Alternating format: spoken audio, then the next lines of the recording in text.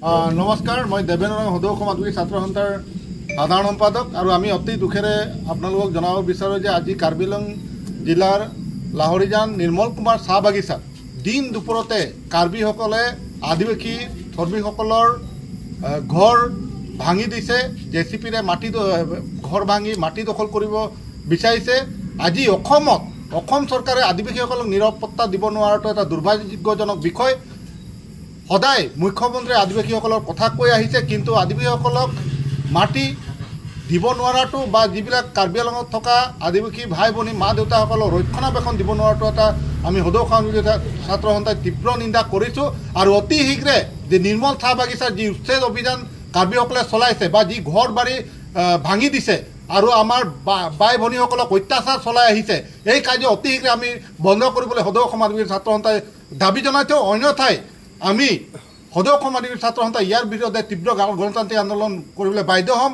কাৰ্বি আংলঙৰ যি CEM আছে তুলিৰাম ৰংহাং আৰু অসমৰ মুখ্যমন্ত্ৰীক এই যি উচ্ছেদ বা যি ঘৰ বাৰী ভাঙি দিছে এই কাৰ্যত তেওঁলোকক হস্তক্ষেপ কৰিবলৈ আমি আহ্বান জনাইছোঁ। অন্যথাই কাৰ্বি আংলঙৰ যি ৰাইজ আছে, যি অসমৰ আদিবাসী ৰাইজ আছে, এই যি অন্যায় অত্যাচাৰ এটা নিপীড়ন চলোৱা হৈছে আমাৰ জাতিৰ ওপৰত, আমি সমগ্ৰ ৰাজ্যতে এটা আন্দোলন গঢ়িবলৈ বাধ্য হ'ম। আৰু ইয়াত যিকোনো পৰিস্থিতি হ'ব এই আন্দোলনৰ ফলত ইয়াত কিন্তু প্ৰশাসনে জগৰীয়া হ'ব। আজি প্ৰশাসনৰ গোচৰে তেওঁলোকে প্ৰশাসনে গম পায়ো আমাৰ এই উচ্ছেদ অভিযান তেওঁলোকে বন্ধ কৰা নাই, যিটো এটা গোষ্ঠীগত সংঘৰ্ষ হ'বলৈ গৈ আছে, এই কাৰ্য ৰোধ কৰিব পৰা নাই। তাত আজি SDPO উপস্থিত হৈ আমি ফোনযোগে জানিব পাৰিলোঁ যে তাত যিটো কাৰ্বি আংলঙৰ CEM আছে তেওঁ এই বিষয়বস্তুটোত হস্তক্ষেপ কৰিলেহে এই যিটো অন্যায় অত্যাচাৰ হৈ আছে এইটো বন্ধ হ'ব। গতিকে আমি তুলিৰাম ৰহমানক বিনম্ৰতাৰে আমি আহ্বান জনাইছোঁ যে অতি শীঘ্ৰে এইটো বন্ধ। आज हमने कार्बी आंगलंग में देखे के लिए पारा थे जे सदৌ অসম आदिवासी छात्र संस्था आज असम के मुख्यमंत्री और कार्बी आंगलंग के जे CEM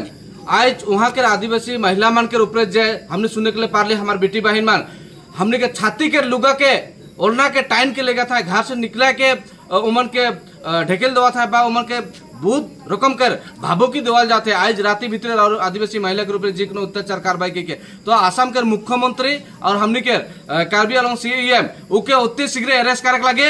अन्यथा सदৌ অসম আদিবাসী ছাত্ৰ সন্থা গোটা আসাম মেকৰ আন্দোলন हमने छेड़ा। দুখেৰে জনাব বিচাৰিছোঁ যে আজি কাৰ্বি আংলং জিলাৰ যি লাহৰীজান অঞ্চলৰ যি চাহ বাগিচা আছে, যি নিৰ্মল কুমাৰ চাহ বাগিচা, তাত থকা আদিবাসীসকলক কাৰ্বিসকলে বিনা দুখত তেওঁলোকৰ ঘৰ বাৰী ভাঙি দিছে, জেচিপি লগাই চাহ বাগিচা উচ্ছেদ কৰিছে। এই কাৰ্য অতি নিন্দনীয়।